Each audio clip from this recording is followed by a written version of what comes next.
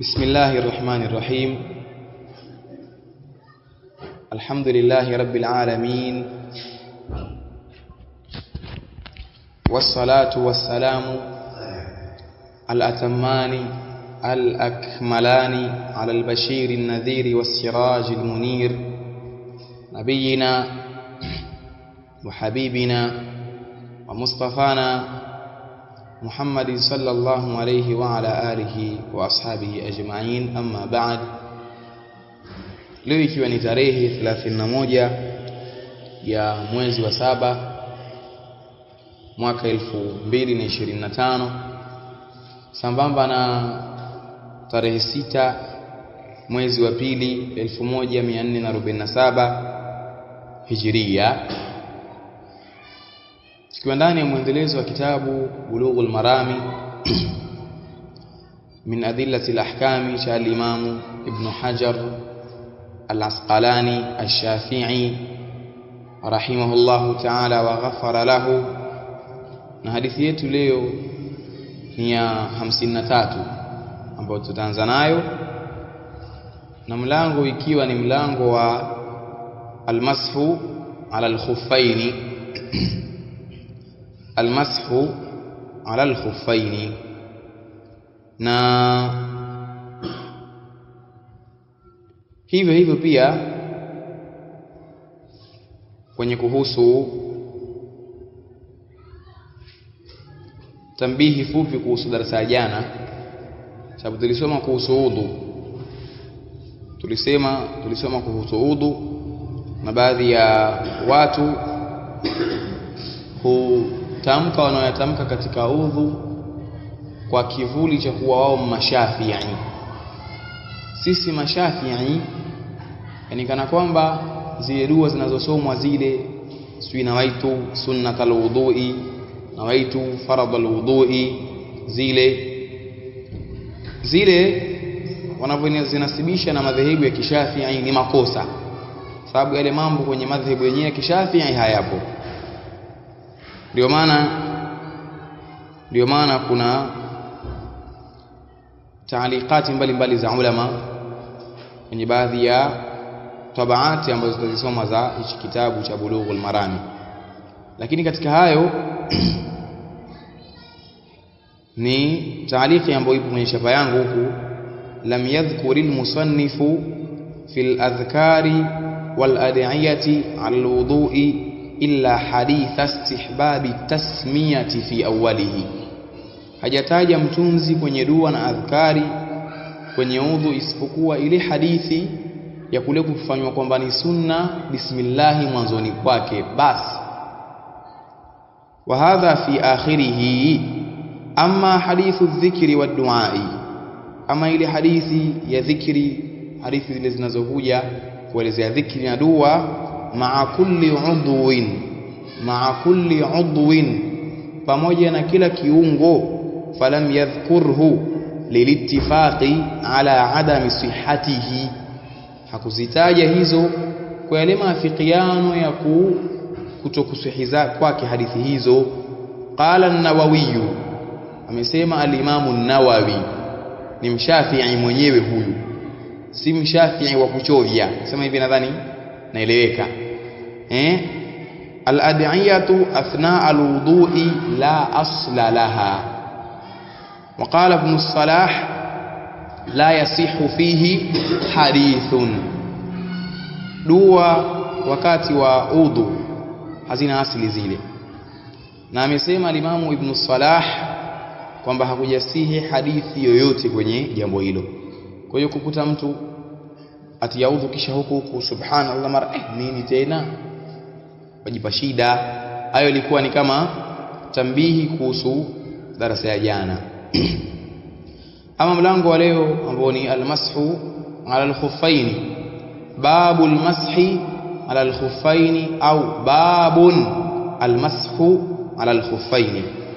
Hadithi ya 53 عن المغيرة بن شعبة, kutoka kwa al-Mughira ibn Shu'ba, qala, amesema, kuntu ma'a an-nabiy sallallahu alayhi wasallam fatawaddaa, nilikuwa pamoja na mtume sallallahu alaihi wasallam yeye mtume akatawadha.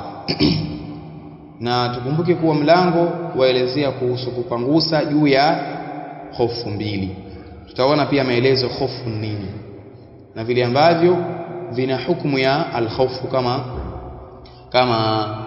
kama al-imama na vinginevyo, au pengine na vichacha vile mapiopio yale.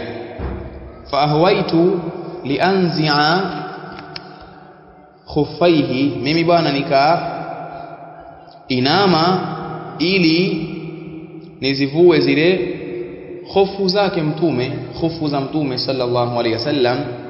Faqala, akasema mtume, da'huma, ziache, fa inni adkhaltuhuma tahirataini, hakika yangu mimi nimeziingiza katika miguu yangu hali ya kuwa ni tahara. Famasaha alaihima, mtume akapangusa juu yake. Na alimamu Hamid al-Faqi yeye ana maelezo, anasema kuhusu kueleza hii khufu nini.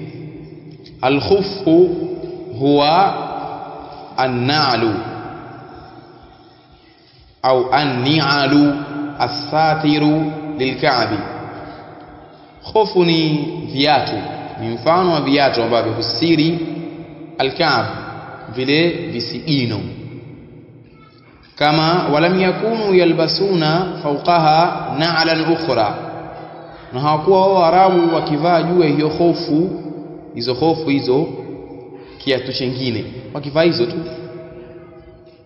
Bal kanu yata'una biha al-ardha wa yusalluna fiha ba'da mashiha bil ardi, bali walikuwa wao wakikanyaga ardhi kupitia hofu hizo na wakiswali kwenye hofu hizo baada ya kuzipangusa katika ardhi. Kama sayajiu fi sala, kama ilivyokuja hayo katika nini, kama ambavyo yatakuja sayajiu, yatakuja fi sala, kwenye kuna kuswali. Waqad thabata almashu ala aljawrib, na imethibiti kupangusa juu ya soksi. Tena akasema ghaira almujallad an 13 sahabiyan, ile ambayo sio ya ngozi, sio ya ngozi, kwa maana soksi zetu sisi ambazo sio za ngozi hizi, kutoka kwa sahaba an 13 sahabiyan, kutoka kwa sahaba 13. Wa haqqaqa al-allama ibn al-qayyim fi tahdhib as-sunan shar'iyyatahu وانظر المنتقى حديث رقم 300. Kisha baada ya hapo kuna maelezo mengine ambayo kayataja mbele huko kuhusu hilo. Na jambo jingine la tambihi ambalo tuliongelea hapa ndio lilo kusudia kulisoma kwenye kuyanukuu haya maelezo. Fa halit taharatu hiya taharatu min alhadath bilwudu'i au taharatu arrijlaini min an-najasa. Je, tahara ni ile tahara kutokana na hadathi kwa kupitia udhu, au ni ule utahara wa miguu miwili? Kuna hizo soksi ambazo huvaliwa, ambazo hizi zina hukumu ya hizo hofu mbili. Je, tahara iliyokusudiwa hapa, fa inni adkhaltuhuma tahirataini famasaha alayhima, je ni utahara wa miguu au utahara wa hizo soksi? Hili ndio swali ambalo lipo.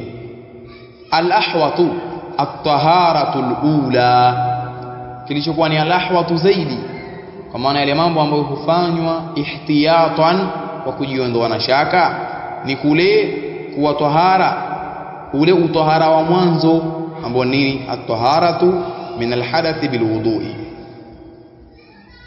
sio taharatu rijlaini min an-najasa. Na macho kakiongezelea shekhe hapa Allah amrehemu, muttafaqun alayhi walil arba'ati anhu illa an-Nasaiya, na kutoka kwa maimamu wa nne isipokuwa limamu an-Nasai, isipokuwa katika hao wanne an-Nasai. Kwa maana hapa kuna wangapi? Watatu ndio wamepokea. Manhum Ibn Majah illa An-Nasa'i, ndio hao. Nadhani tutafahamiana hapa kusudia wale ashabu sunan, ashabu as-sunan, isipokuwa Imam An-Nasa'i tu. Anna an-nabiy sallallahu alayhi wasallam masaha ala al-khuffi wa asfalahu, kwamba mtume sallallahu alayhi wasallam alipangusa juu ya khufu kadhalika na nini, chini yake. Wa fi isnadihi dha'fun, na kwenye isnadi yake hii kuna udhaifu. Hata Imamu Al-Albani kaidhoofisha kwenye kitabu chake au kwenye kitabu Al-Mishkat. Kadhalika hivyo hivyo hadithi inayofuata, wa an Ali radhiyallahu anhu, na kutoka kwa Ali Allah amridhie, annahu qala, kwamba yeye amesema, lau kana ad-dinu birra'yi, lau ingelikuwa dini kwa rai. Mimi naona ingelikuwa dini ienda hivi, lakini ujue yawezekana kwa nini, vipi, bila shaka kwamba si vibaya. Kuna ubaya gani dini kama leti ingelikuwa yaenda kwa matamko haya na mfano kama haya ambayo yaonesha juu ya kupeleka jambo kwa rai? Basi lakana asfalul khuffi aula bil mashi min a'lahu, ingelikuwa chini ya khufu ni aula zaidi kwa kupanguswa kuliko juu yake. Sheria imekuja kuhusu kupangusa, famasaha ala juu, hadithi imekuja hivyo na hadithi iliyokuja kuelezea kuhusu kupangusa juu na chini tumeona nini udhaifu wake hapo. Hasa kwenye maneno haya ya Ali bin Abi Talib radhiyallahu anhu, Sheikh Fauzani anasema hadha raddun ala al-aqlaniyin, hii ni raddi kwa hawa al-aqlaniyun. Ni kina nani hao? Alladhina yuqaddimuna al-aqla ala nususi shar'i, ambao wao hutanguliza akili zao, akili dhidi ya nususi za kisheria. Hasa ndio maana Ali sikasema hapa, kama ingelikuwa dini ienda kwa rai, naona mimi ingelikuwa tufanye hivi, lakini kwa sababu si kwa rai tutapangusa juu. Kwa nini kasema hivi? Ingelikuwa chini ni bora zaidi kupangusa kuliko juu, sababu chini ndio kukanyaga. Kama ni hukumu ya kuzingatia kwamba tutafuta tahara, tungelipangusa chini ambako kukanyaga kuliko juu ambako hakukanyagi. Hali ndio hivyo. Kadhalika Sheikh Uthaymeen anasema hivi, yadullu alhadithu ala anna ad-din laysa birra'yi, hadithi yajulisha kwamba dini si kwa rai. Wa anna almasha ala adh-dhahri laysa ala al-batin, na kwamba kupangusa ni juu huku, si ndani, chini huko yani. Faman masaha ala al-batin fahuwa min al-mutaammiqina wal-mutanatti'ina wal-mubtadi'ina aidan, atakayepangusa chini au kwa maana akapangusa ndani huko, atakuwa huyu ni katika wale waliofanya taamuki katika mambo na wakachupa mipaka na wakazua vile vile.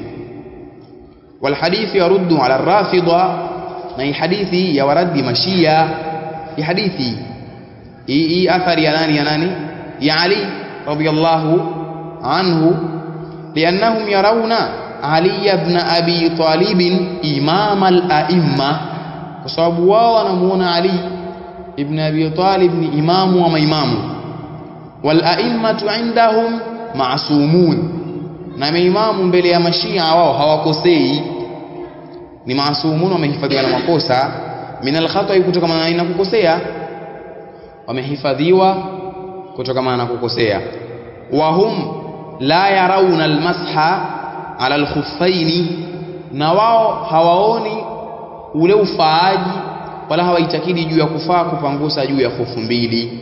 Wa Ali radhiyallahu anhu ahadu as-sahabati alladhina rawaw ahadith al-mashi, na Ali bin Abi Talib Allah amridhie ni moja ya masahaba ambao wamepokea hadithi za kule kupangusa, na ni katika maimamu wao, bali ndio imamu wa kwanza kwa wao huyu. Kwa hiyo unaona kwamba tanakudhi ya mashia kwenye hili.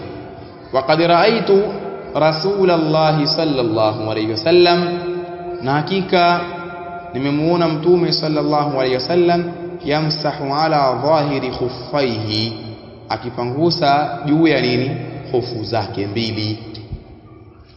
Hadithi hii ipokea Imam Abu Daud kwa sanad iliyokuwa ni hasan, na kadhalika al-Imam al-Wadi'i na al-Imam al-Albani rahmatullahi ta'ala alayhima wameisahihisha. Wa an Safwan ibn Assal radiyallahu anhu qala, kutoka kwa Safwan ibn Assal Allah amridhia amesema, kana an-nabiy sallallahu alayhi wasallam ya'muruna idha kunna safran, ilikuwa mtume sallallahu alayhi wasallam akituamrisha tutakapokuwa nini, ni wasafiri. Na safrun jam'u safir, ka sahbin ka sahbin jam'u sahibin.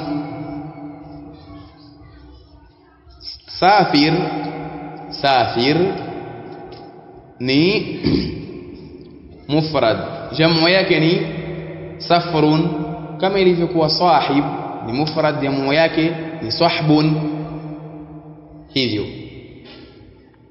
na yani maelezo kayatoa Sheikh Fauzani Allah amhifadhi.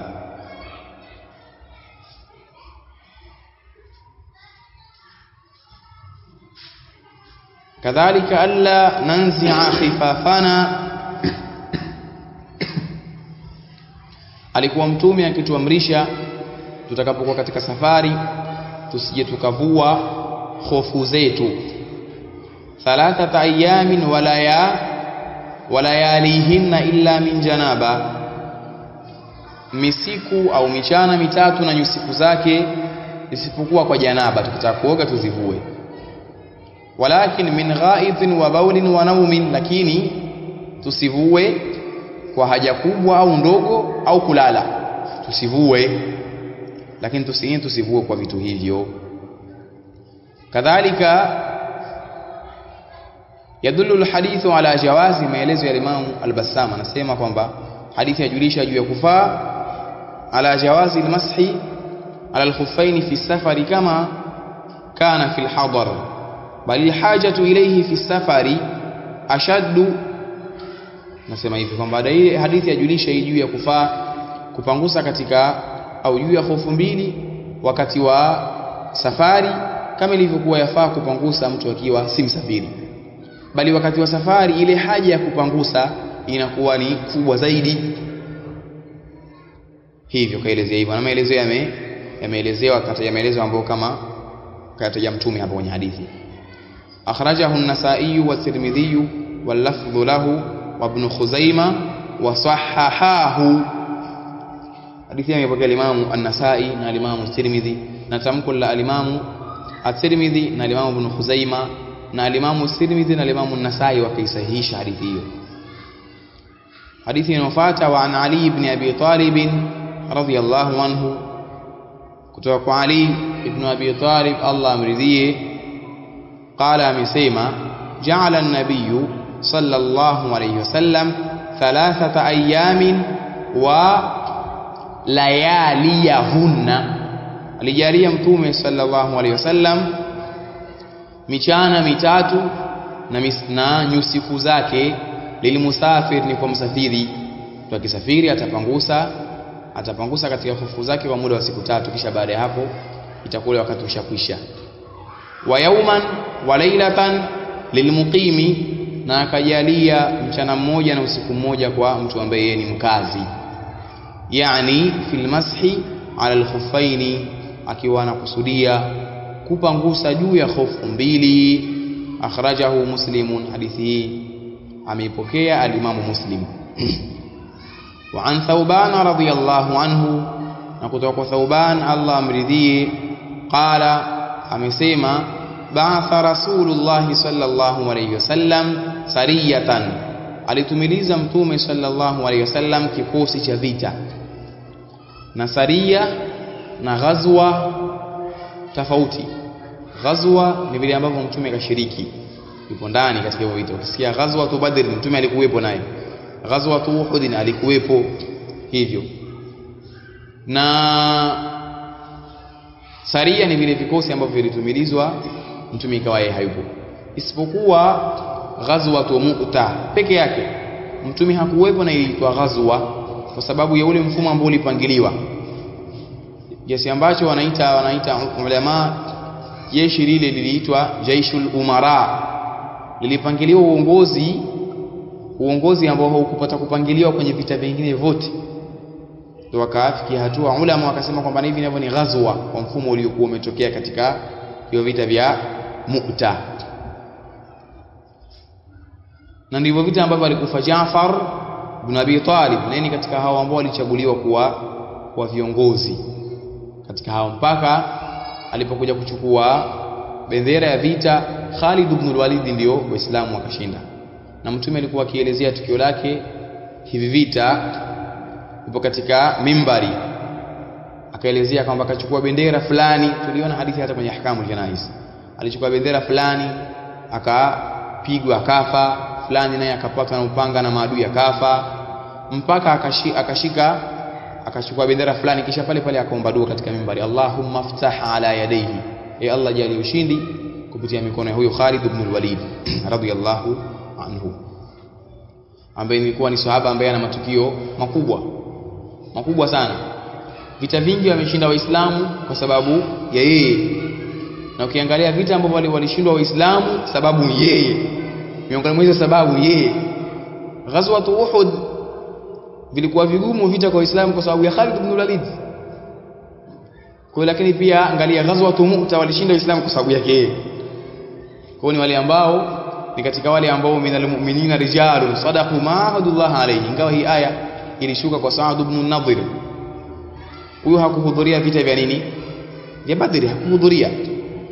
Akasema baada ya kutajwa vile vitu vilivyotokea ndani ya vile vita vya Badri katika fadla na kubashiriwa pepo na ile maneno ambayo aliongelea mtume kuhusu vita vya Badri, wama yudrika la'alla Allah tala'a ala ahli Badr faqala ya'malu ma shi'tum faqad ghafartu lakum, kuonesha kwamba walisema hewa. Kisha akasema kwamba laiti kama Sa'd ibn Nadhir, laiti kama Allah atajalia nitashiriki vita pamoja na mtume, basi Allah na mtume wake wataona nitakapofanya. Kwa maana akaazimia kwamba nitapigana vita kweli kweli, na Allah akajalia vikatokea vita vya Uhud. Vilivyotokea kweli, alikwenda kule na akafariki kule na akapata shahada, na alipigwa kiasi ambacho hakuna aliyemjua isipokuwa dada yake basi, kwa sababu tu ya alama za vidole vyao. Tutajuana kwamba vidole vyetu sisi tupo hivi, kwa maana alipopigwa sana. Na huyo Khalid ibn Walid wanasema ulama hakukuwa na sehemu katika mwili wake isipokuwa na jeraha, na hakufa kwenye vita. Ndio maana alipokufa kitandani walikuwa analia, natamani ningelikufa kwenye vita.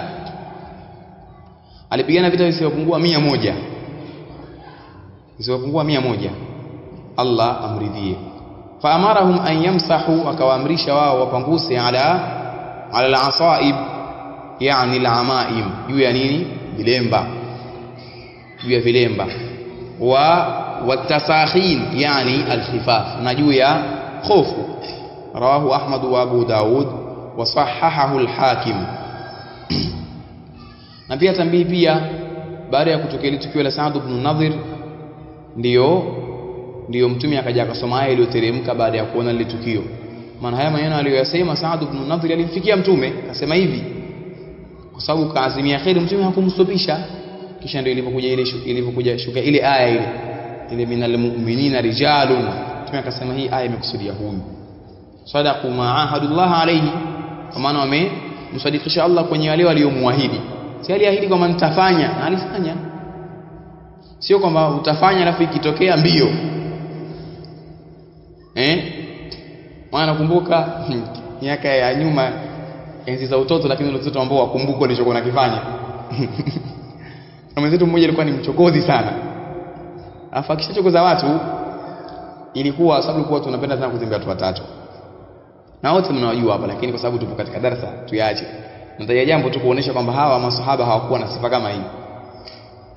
Ilitokea vita, yani ilitokea sema vita kwa utoto, vita vile. Ugomvi, uchokozi hivyo, au utesi, basi Kuna mwenzetu mmoja alikuwa anajipa uamiri yeye. Ilikuwa vazi anapenda sana kujivisha kwamba yeye ni kiongozi. Sasa kuna siku ikatokea tukaenda mimi yeye na mwenzetu mwingine kwa sababu tulikuwa watatu. Tulipoenda kwenye sehemu hiyo kutokea ugomvi hivyo hivyo. Kuna mtoto yeye ndo akampiga. Alipompiga kwa sababu ulikuwa uko peke yake, mtoto ni mtoto mdogo, yani aliogopa yule mtoto, ikawa analia huko anaondoka. Lakini akaenda kaita kaka zake, na kaka zake walikuwa ni wakubwa zaidi ya sisi kwa kipindi hicho. Walipokuja wale kaka zake, yeye alikuwa anasema kwamba nendeni, mimi ni kiongozi na wasubiria. Nendeni. Wakati huo anakimbia hapo, anasema maneno kwa anakimbia hapo. Nendeni nyinyi, mimi ni kiongozi na wasubiria. Basi ikawa nakumbuka alikuwa anakimbia huko nacheka. Hivi kabisa mpaka ikawa nikapaliwa na kicheko wakati alikuwa anakimbia huko nacheka. Sasa masahaba hawakuwa hivi, kama nendeni mimi nawasubiria, alafu shambie mtoto wa mtu.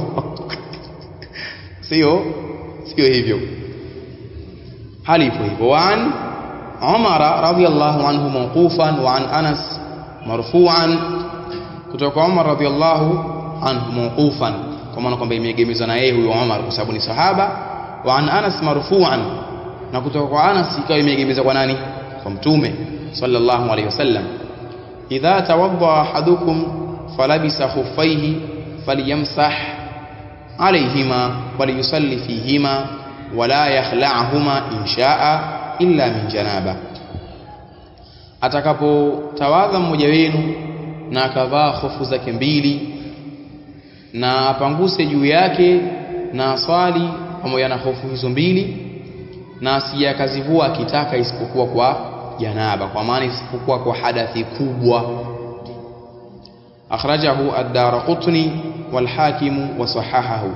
Wa an Abi Bakra, na kutoka kwa Abu Bakra radhiyallahu anhu an nabii sallallahu alayhi wasallam, kutoka kwa Mtume sallallahu alayhi wasallam,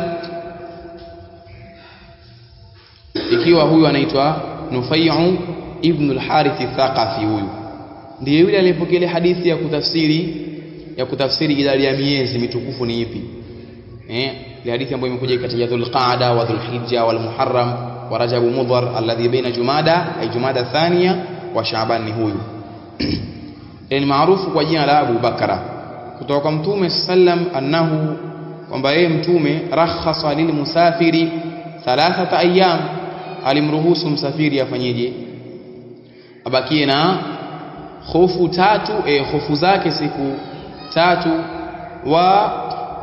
wa layali yahunna, na michana yake, kwa maana na nyusiku zake, michana yake na nyusiku zake. Sijui hivi ndio Kiswahili fasaha, mimi natamka, lakini sidhani kama ndio kweli kwamba ni usiku zake au nyusiku. Fahamu ala, kwa sababu wao Waswahili yao lugha yao fiha nadhar. Walilmuqimi yawman wa laylatan, na kwa msafiri siku moja na mchana wake. Idha tatahara, atakapojitaharisha, falabisa khuffaihi, akavaa hofu zake mbili, an yamsaha alayhima, apanguse juu yake. Na hapa kuna la kulitazama kwenye masala ya kupangusa. Je,